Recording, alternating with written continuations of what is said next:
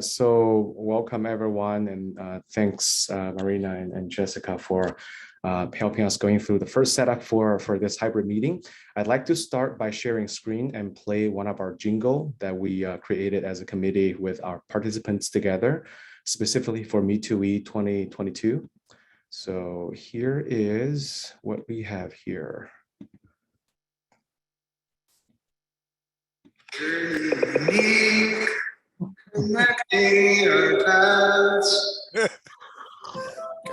Each journey unique, connecting our paths.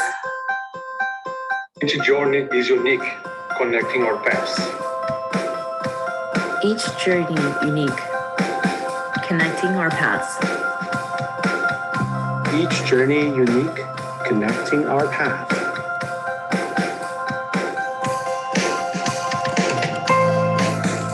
Each journey unique, connecting our paths.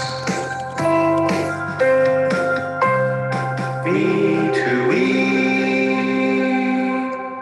Hello and welcome to this very, very special.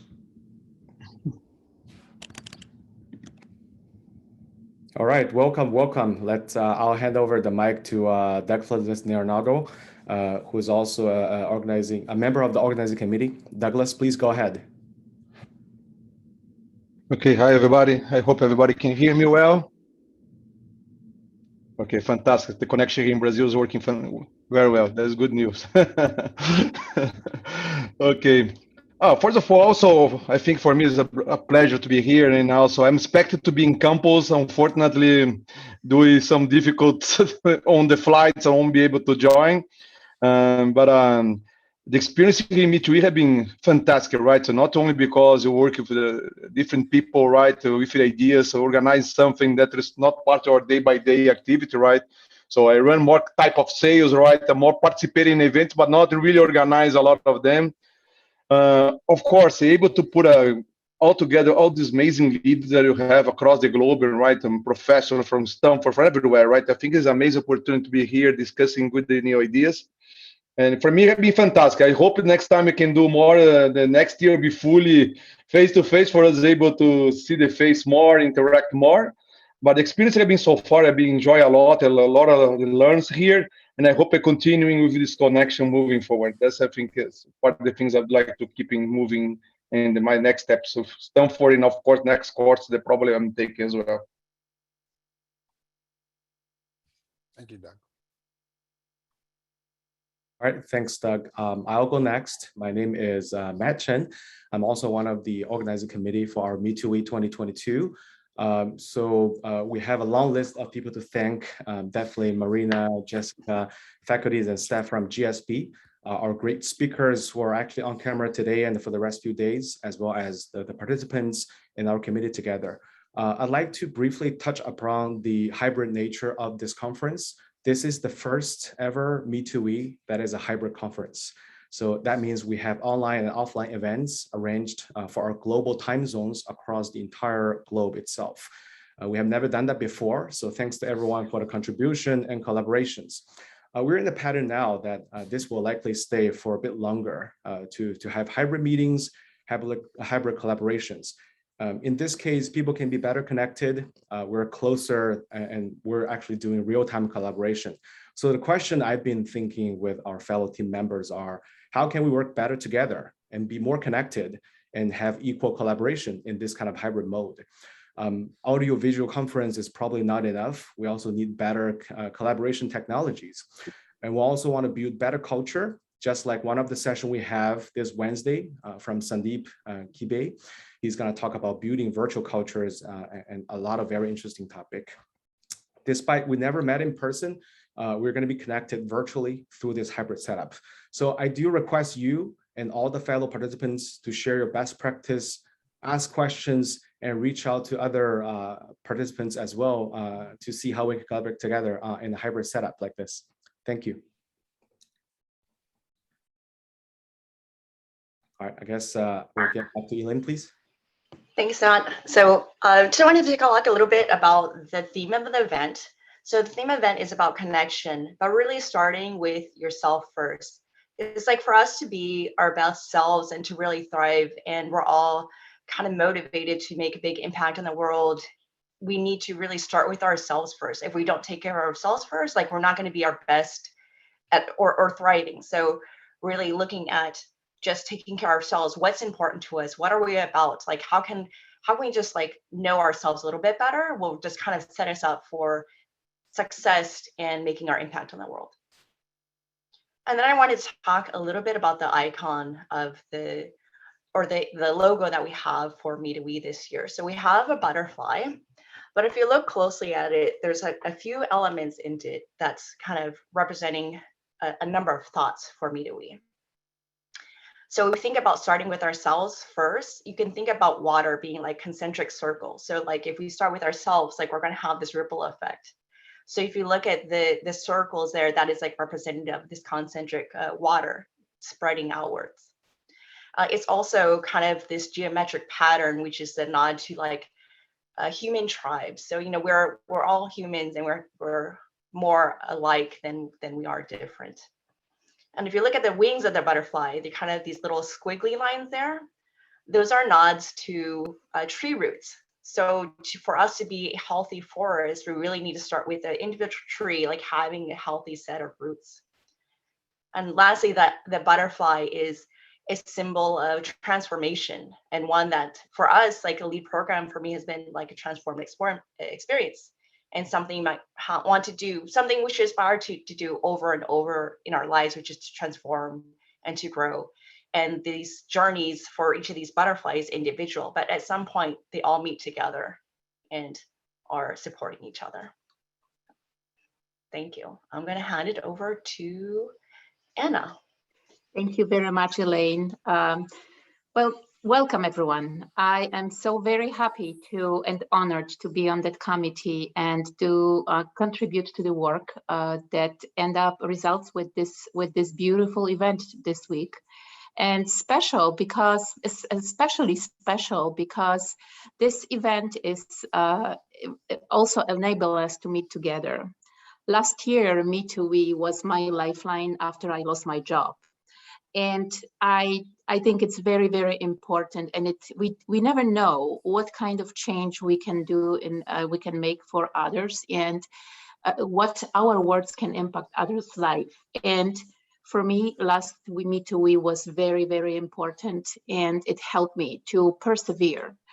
And I don't know where everyone is in their personal journey. We know that the times are tough, but I do hope and wish for everyone to take the best out of it. And maybe for someone, one of the meetings or some words, some statements will be this thing that what did for me last year, which I wish to everyone.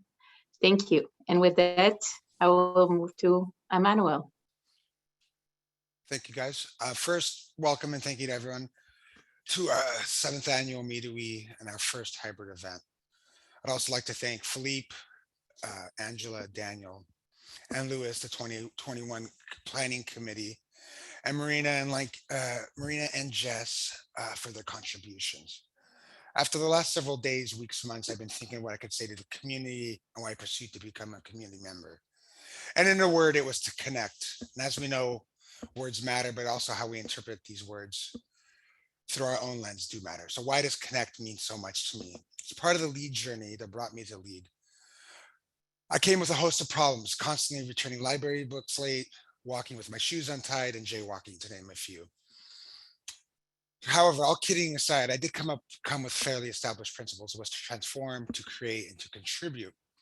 And my intention isn't to say this is me. My intention is to say this was me before LEAD. And as Mahatma Gandhi said, if you want to change the world, start with yourself. As we went through LEAD during the heart of COVID, I kept on leaning these pillars that I mentioned above.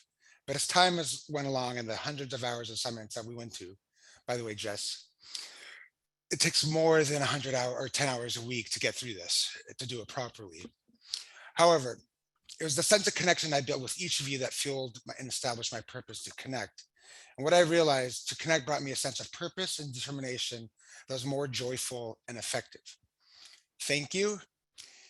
What this means is I went from Me2We, to get cheesy, but anyways,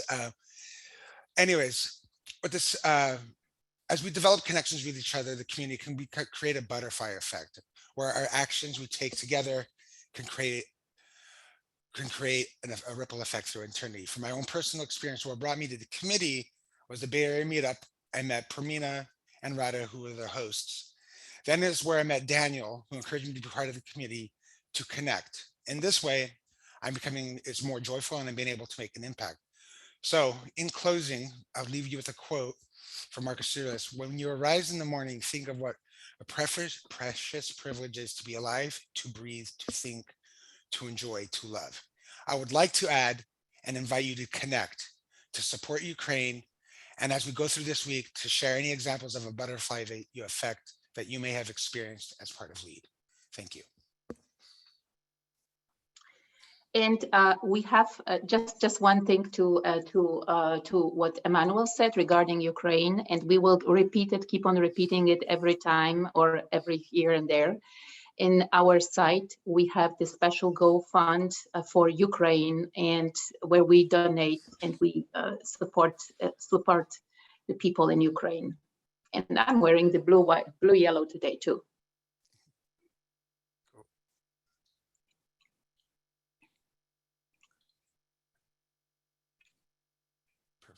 Okay. So I think we'll turn it to Haas at this moment.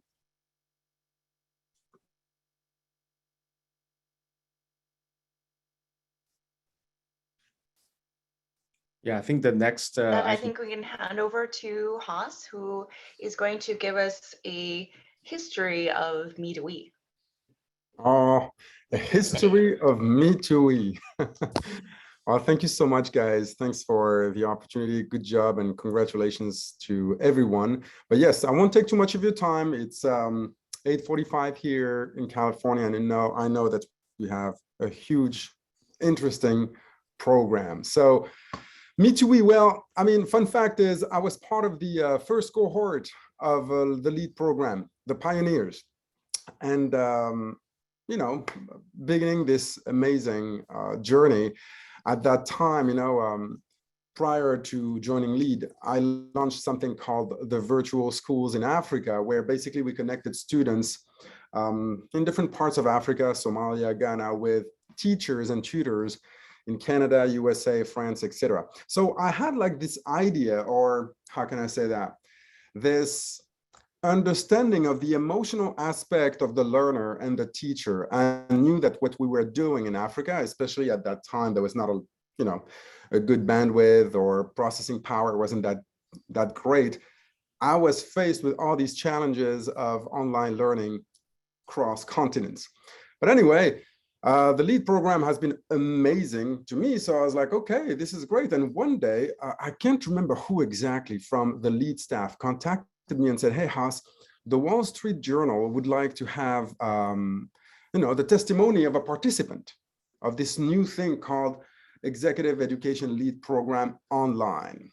At that time, there was no Virbella. I think we were using something called Avaya Live, right? I see Marina smiling, and now Avaya Live went completely bust, since then. But my point is, here I am, half African, half European guy trying to talk to the Wall Street Journal with a broken English.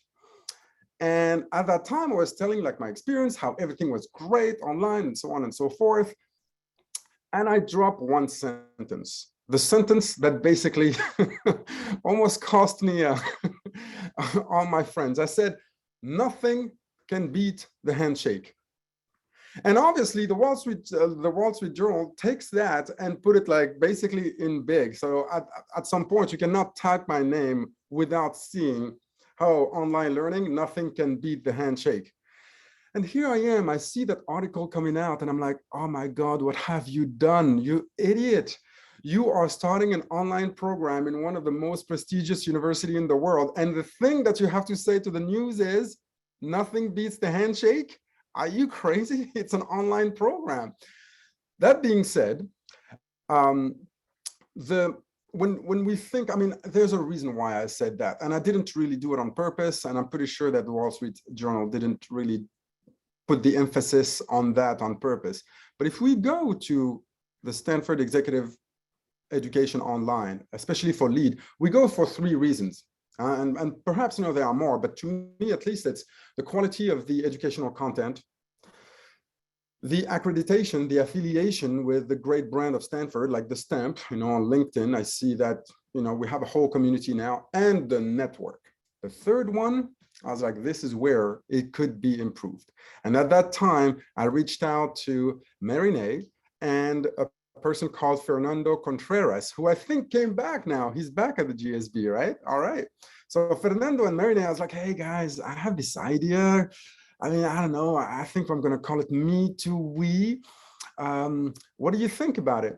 And by the way, you need to understand that neither Marine, nor Fernando, nor Audrey Witters really knew me at that time. You know, they were like, who's this, you know, half, you know, French guy who's trying to do something. So they had no idea that I could deliver, or if I could deliver.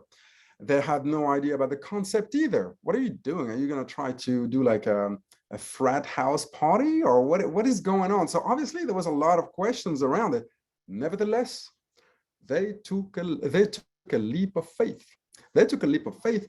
And this is where, without really a lot of visibility, they kind of trusted me. At this point, I had like a non-official okay, you know, just go ahead, you know, do your thing, but please don't bring the cops. I'm kidding, you know, they haven't said that, but that was the idea. Now I had to deliver. Now here I am, I build a little team, a little committee, and for X reason that I don't have time to explain, after 3 months of working hard, trying to figure out the what, the how, and who, all the members of the team, they resigned for different reasons. Time difference, too far, you know, we working on through many time zones. Now I was alone with a concept and I had no ability to deliver. And we are like, we're talking about 3 months before March. So this is like even less, January. And then you had 2 angels coming off the sky, one of them called Ashita Saluja, and the other one called Cecilia Hulton, 2 ladies without whom nothing would have been possible. They came out of nowhere. They reached out and they said, hey, Haas, we heard you doing something. I'm Ashita. Hi, Haas, I'm Cecilia. Let's do it. And then these two ladies, they just made it happen, really. They really worked hard with me. And at the end of the day, out of the 89 people, the first cohort was 89 people. I think almost 70 showed up. 70 showed up to this. It was a great success. Now, time will tell, really, what will become of Me2We. But I will leave you with that. Sometimes, you know, I have, you know, and full disclosure, I have these thoughts, you know, about a crazy idea. Listen to this, guys. Mini Me2We. Since most of us have kids, why don't we organize a Me2We for all these kids and bring them to Legoland? How about that? Mini Me2We. Everybody's like thumbs up. We have a hard time already organizing a real Me2We with adults. Imagine if we started to do like a summer camp for kids. That would be quite amazing. Nevertheless, it's, you know, no idea is a stupid idea until proven otherwise. So that's pretty much, you know, the idea. I mean, the history of Me2We, and since then, it was. I mean, I was very honored because it got better and better and better every year, despite COVID-19, despite everything. And it is really important to mention that this is really a participant-led initiative.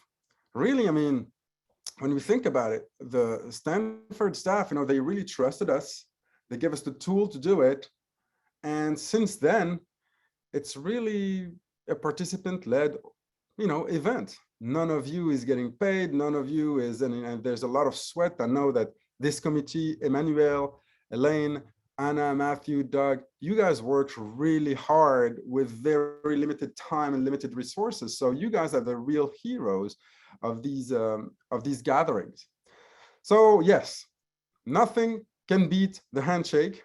And whether it's a virtual handshake or a physical handshake, I will see you all on Wednesday on campus. Thank you. Thank you. Thank you very much, Huss. That was wonderful. You know, it feels so great to look at that, you know, names in the history now, hopefully one day in books, and also, you know, be part of that story. It feels amazing. And I think everyone can feel very proud and connected to that, because this is what you all create.